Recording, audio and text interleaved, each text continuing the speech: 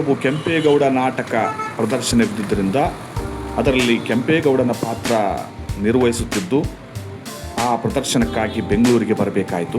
ಆ ಸಮಯದಲ್ಲಿ ನಮ್ಮ ಕರ್ನಾಟಕದ ಸುಪ್ರಸಿದ್ಧ ರಂಗಮಂದಿರವಾದ ರವೀಂದ್ರ ಕಲಾಕ್ಷೇತ್ರವನ್ನು ನೋಡುವ ಸೌಭಾಗ್ಯ ಕೂಡಿ ಬಂತು. ಈ ರಂಗಮಂದಿರವು ಬೆಂಗಳೂರಿನ KR ಮಾರ್ಕೆಟ್ನಿಂದ 1 ಕಿಲೋಮೀಟರ್ ಅಂತರದಲ್ಲಿದ್ದು ಆಧುನಿಕ ಧ್ವನಿವರ್ಧಕ ವ್ಯವಸ್ಥೆ ಮತ್ತು ಉತ್ತಮ ಆಸನ ಸೌಲಭ್ಯವಿದೆ. ಇದರಲ್ಲಿ ವರ್ಷವಿಡೀ ನಾಟಕಗಳನ್ನು, ಯಕ್ಷಗಾನ ಹಾಗೂ ಸಂಗೀತ ಕಚೇರಿಗಳನ್ನು ಮತ್ತು ಇತರೆ ಸಾಂಸ್ಕೃತಿಕ ಕಾರ್ಯಕ್ರಮಗಳನ್ನು ನಡೆಸಲಾಗುತ್ತದೆ. ಬೆಂಗಳೂರಿನ JC ರಸ್ತೆಯಲ್ಲಿರುವ ಈ ರವೀಂದ್ರ ಕಲಾಕ್ಷೇತ್ರ ನಮ್ಮ ಕರ್ನಾಟಕದ ಅತ್ಯಂತ ಪ್ರಮುಖ ಸಾಂಸ್ಕೃತಿಕ ಕೇಂದ್ರವಾಗಿದೆ. ನೋಬೆಲ್ ಪ್ರಶಸ್ತಿ ವಿಜೇತ ರವೀಂದ್ರನಾಥ್ ಟ್ಯಾಗೂರ್ ಅವರ ಜನ್ಮ ಶತಮಾನೋತ್ಸವದ ನೆನಪಿಗಾಗಿ 1963ರಲ್ಲಿ ಸುಮಾರು 900 ಆಸನಗಳ ಸಾಮರ್ಥ್ಯ ಹೊಂದಿರುವ ಈ ರಂಗಮಂದಿರವನ್ನು ನಿರ್ಮಿಸಲಾಯಿತು ಎಂಬುದಾಗಿ ತಿಳಿದುಬಂತು. ನಂತರ ರವೀಂದ್ರ ಕಲಾಕ್ಷೇತ್ರದ ಪಕ್ಕದಲ್ಲೇ ಇರುವ ಕನ್ನಡ ಭವನ ಎಂಬ ಬೃಹತ್ತಾದ ಕಟ್ಟಡ, ಅಲ್ಲಿ ಕನ್ನಡ ಮತ್ತು ಸಂಸ್ಕೃತಿ ಇಲಾಖೆ ಹಾಗೂ ಅದರ ನೆಲಮಾಳಿಗೆಯಲ್ಲಿ ನಯನ ಸಭಾಂಗಣವಿರುವುದನ್ನು ನಾವು ನೋಡಬಹುದು. ಈ ನಯನ ಸಭಾಂಗಣದಲ್ಲಿಯೇ ನಮ್ಮ ನಾಡಪ್ರಭು ಕೆಂಪೇಗೌಡ ನಾಟಕದ ಪ್ರದರ್ಶನ.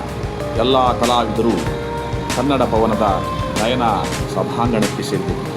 ನಮ್ಮ ಕನ್ನಡ ರಂಗಭೂಮಿಯಲ್ಲಿ ಸುಮಾರು 50 ವರ್ಷಗಳಿಂದ ತುಡಿದುಕೊಂಡಿರುವ ರಾಮಕೃಷ್ಣ ಅಣ್ಣನವರು ಎಲ್ಲ ಕಲಾವಿದರಿಗೆ ಅವರ ಪಾತ್ರಗಳಿಗೆ ಅನುಗುಣವಾಗಿ ಮೇಕಪ್ ಮಾಡಲು ಪ್ರಾರಂಭಿಸಿದರು. ಕಲಾವಿದರು ತಮ್ಮ ವೇಷಭೂಷಣಗಳನ್ನು ಧರಿಸುತ್ತಾ ಮೇಕಪ್ಗೆ ರೆಡಿಯಾಗಿ ಒಬ್ಬೊಬ್ಬರಾಗಿ ಬರಲು ಪ್ರಾರಂಭಿಸಿದರು. ಮೊದಲು ಕೆಂಪೇಗೌಡನ ಪಾತ್ರ ನಿರ್ವಹಿಸುತ್ತಿರುವ ನನಗೆ ಮೇಕಪ್ ಮಾಡಲು ಪ್ರಾರಂಭಿಸಿದರು. ಹಾಗೆಯೇ ಈ ನಯನ ಸಭಾಂಗಣದಲ್ಲಿ ರಂಗ ಬದುಕು ಟ್ರಸ್ಟ್ ಇವರ 9ನೇ ವಾರ್ಷಿಕೋತ್ಸವ ಹಾಗೂ ರಂಗ ಗೌರವ ವೇದಿಕೆ ಕಾರ್ಯಕ್ರಮವು ಪ್ರಾರಂಭವಾಯಿತು. ಅಭಿನಯಿಸುವ ನಾಟಕ ಬೆಂಗಳೂರು ನಿರ್ಮಾತೃ ನಾಡಪ್ರಭು ಕೆಂಪೇಗೌಡ ನಾಟಕದ ಈ ವೇದಿಕೆ ಕಾರ್ಯಕ್ರಮವನ್ನು ಪ್ರಾರ್ಥನೆಯೊಂದಿಗೆ ಶುಭಾರಂಭ ಮಾಡೋಣ. ಪ್ರಾರ್ಥನೆಯನ್ನು ಹಾಡುವುದಕ್ಕಾಗಿ ನಮ್ಮೊಂದಿಗೆ ತಿಮ್ಮಯ್ಯ ಮಲ್ಲು ಅವರು ದಯವಿಟ್ಟು ವೇದಿಕೆ ಬಂದು. ಎಲ್ಲರಿಗೂ ನಮಸ್ಕಾರ. ಗಜಾನನಂ ಭೂತಗಣಾಧಿಸೇವಿತಂ. ರಂಗ ಬದುಕು ಟ್ರಸ್ಟ್ ಇವರ 9ನೇ ವಾರ್ಷಿಕೋತ್ಸವದ ಈ ಕಾರ್ಯಕ್ರಮದಲ್ಲಿ ನಾಟ್ಯ ಸರಸ್ವತಿ ಶಾಂತಲ ಕನ್ನಡ ಕಲಾ ಸಂಘ, ಕೆಂಪೇಗೌಡ ನಗರ, ಮಾಗಡಿ ಮುಖ್ಯ ರಸ್ತೆ, ಬೆಂಗಳೂರು ಇವರಿಂದ ಪ್ರದರ್ಶನ ನೀಡಲ್ಪಡುವ ನಾಡಪ್ರಭು ಕೆಂಪೇಗೌಡ ನಾಟಕದ ರಚನೆ ಆಂಜನೇಯ ಮತ್ತು ಈ ನಾಟಕದ ನಿರ್ದೇಶನ HN ಆನಂದ ಮೂರ್ತಿಯವರು ಮಾಡಿದ್ದು, ಈ ನಾಟಕದಲ್ಲಿ ಹಲವಾರು ಹಿರಿಯ ಕಲಾವಿದರು ಈ ನಾಟಕದಲ್ಲಿ ಅಭಿನಯಿಸಿದ್ದು, ಇದು 131ನೇ ಪ್ರದರ್ಶನವಾಗಿದ್ದು ಹಲವಾರು ಕಲಾವಿದರುಗಳು ಬದಲಾಗುತ್ತಾ ಮತ್ತು ಹಿರಿಯ ಕಲಾವಿದರು ಇದರಲ್ಲಿ ಪಾಲ್ಗೊಳ್ಳುತ್ತಾ ಉತ್ತಮ ರೀತಿಯಲ್ಲಿ ಈ ನಮ್ಮ ನಾಡಪ್ರಭು ಕೆಂಪೇಗೌಡ ನಾಟಕದ ಪ್ರದರ್ಶನವು ಮೂಡಿಬರಲು ಸಹಕರಿಸಿದ್ದಾರೆ.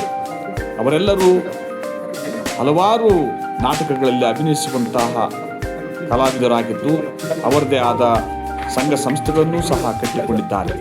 ಇಂತಹ ಹಿರಿಯ ಕಲಾವಿದರಿಂದ ನಾಡಪ್ರಭು ಕೆಂಪೇಗೌಡ ನಾಟಕವು ಮತ್ತಷ್ಟು ಉತ್ತಮ ರೀತಿಯಲ್ಲಿ ಪ್ರದರ್ಶನಗೊಳ್ಳಲು ಅನುಕೂಲವಾಗಿದೆ. ಇದಕ್ಕೆ ಮುಖ್ಯ ಕಾರಣೀಭೂತರಾದ ಆಂಜನೇಯ ಸಾರ್ ಅವರು ಈ ನಾಟಕದ ರಚನಾಕಾರರು ಮತ್ತು ಈ ನಾಟಕವನ್ನು ಉತ್ತಮ ರೀತಿಯಲ್ಲಿ ಕಟ್ಟಿ ಸುಮಾರು 131 ಪ್ರದರ್ಶನಗಳವರೆಗೆ ತಂದಿರುವಂತಹ ರಂಗಕರ್ಮಿಗಳಾಗಿದ್ದಾರೆ. ಅವರಿಗೆ ಹಲವಾರು ಪ್ರಶಸ್ತಿಗಳು ನಮ್ಮ ಕರ್ನಾಟಕ ಸರ್ಕಾರದ ಕಡೆಯಿಂದ ಮತ್ತು ಹಲವಾರು ಸಂಘ ಸಂಸ್ಥೆಗಳಿಂದ ಸಂದಿರುವುದು ಹೆಮ್ಮೆಯ ವಿಷಯವಾಗಿದೆ. ನಾನು ಬೆಂಗಳೂರು ವಿಶ್ವವಿದ್ಯಾಲಯದ ಪ್ರದರ್ಶನ ಕಲಾ ವಿಭಾಗದಲ್ಲಿ MA ಮುಗಿಸಿ ಡಾಕ್ಟರ್ K. ರಾಮಕೃಷ್ಣಯ್ಯ ಗುರುಗಳ ಮಾರ್ಗದರ್ಶನದಲ್ಲಿ ಸಂಶೋಧನೆ ಮಾಡುತ್ತಾ ನನ್ನ ರಂಗಗುರುಗಳು ಮತ್ತು ನನ್ನ ಸಂಶೋಧನಾ ಮಾರ್ಗದರ್ಶಕರು ಆದಂಥ ಡಾಕ್ಟರ್ K. ರಾಮಕೃಷ್ಣಯ್ಯ ಸಾರ್ ಅವರ ಒಪ್ಪಿಗೆಯ ಮೇರೆಗೆ, ಅವರ ಪ್ರೋತ್ಸಾಹದ ಮೇರೆಗೆ ಈ ನಾಟಕದಲ್ಲಿ ಪ್ರಮುಖ ಪಾತ್ರ ನಿರ್ವಹಿಸಲು ಸಾಧ್ಯವಾಯಿತು. ಅದಕ್ಕಾಗಿ ಮೊದಲು ನಮ್ಮ ಗುರುಗಳಿಗೆ ಹೃದಯಪೂರ್ವಕ ಧನ್ಯವಾದಗಳನ್ನು ಅರ್ಪಿಸುತ್ತೇನೆ. ಪ್ರಸ್ತುತ ನಮ್ಮ ಗುರುಗಳು ಮೈಸೂರಿನ ಡಾಕ್ಟರ್ ಗಂಗೂಬಾಯಿ ಆನಗಲ್ ಸಂಗೀತ ಮತ್ತು ಪ್ರದರ್ಶಕ ಕಲೆಗಳ ವಿಶ್ವವಿದ್ಯಾಲಯದ ಕುಲಪತಿಗಳಾಗಿ ಕಾರ್ಯನಿರ್ವಹಿಸುತ್ತಿದ್ದಾರೆ.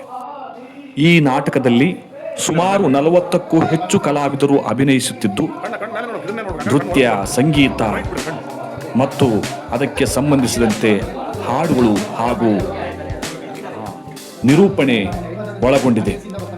ಈ ನಾಟಕವನ್ನು ರಚಿಸಿರುವ ಆಂಜನೇಯ ಸಾರ್ ಅವರು ಕೆಂಪೇಗೌಡರ ಬಗ್ಗೆ ಮತ್ತು ಬೆಂಗಳೂರಿನ ಬಗ್ಗೆ ಹಲವಾರು ವಿಷಯಗಳನ್ನು ಒಳಗೊಂಡಂತೆ ಸಂಶೋಧನೆ ನಡೆಸಿ ಸಾಧಕ ಬಾಧಕಗಳ ಬಗ್ಗೆ ಸರಿಯಾದ ರೀತಿಯಲ್ಲಿ ತಿಳಿದುಕೊಂಡು ಈ ನಾಟಕದಲ್ಲಿ ಆ ಒಂದು ಸತ್ಯಾಂಶಗಳನ್ನು ಅಳವಡಿಸಲು ಪ್ರಯತ್ನಿಸಿದ್ದಾರೆ. ಕೆಂಪೇಗೌಡರು ಈ ಬೆಂಗಳೂರು ನಗರ ನಿರ್ಮಾಣದ ಕಾರ್ಯದಲ್ಲಿ ಎಷ್ಟೆಲ್ಲ ಶ್ರಮ ವಹಿಸಿದ್ದಾರೆ, ಬೆಂಗಳೂರು ಎಂಬ ಹೆಸರು ಬರಲು ಕಾರಣವೇನು ಮತ್ತು ಈ ನಗರದ ಬೆಳವಣಿಗೆಗಾಗಿ ಮತ್ತು ಬೆಂಗಳೂರ ಕೋಟೆಯ ಹೆಬ್ಬಾಗಿಲು ನಿಲ್ಲುವುದಕ್ಕಾಗಿ ಯಾವೆಲ್ಲ ತ್ಯಾಗ ಬಲಿದಾನಗಳು ನಡೆದವು ಎಂಬುದನ್ನು ಬಹಳ ಸ್ಪಷ್ಟವಾಗಿ ತಿಳಿಸಿದ್ದಾರೆ. ಇನ್ನೇನು ಕೆಲವೇ ದಿನಗಳಲ್ಲಿ ಮತ್ತೆ ಪ್ರದರ್ಶನಕ್ಕೊಳಪಡುವ ಮಂಟೇಸ್ವಾಮಿ ಕಥಾಪ್ರಸಂಗ ನಾಟಕದ ಬಗ್ಗೆ ಮಾಹಿತಿ ಮತ್ತು ಅಲ್ಲಿನ ಕಲಾವಿದರು, ನಿರ್ದೇಶಕರು, ರಚನಾಕಾರರ ಬಗ್ಗೆ ತಿಳಿಸಲು ಪ್ರಯತ್ನಿಸುತ್ತೇನೆ. ಎಲ್ಲರಿಗೂ ಹೃದಯಪೂರ್ವಕ ಧನ್ಯವಾದಗಳು.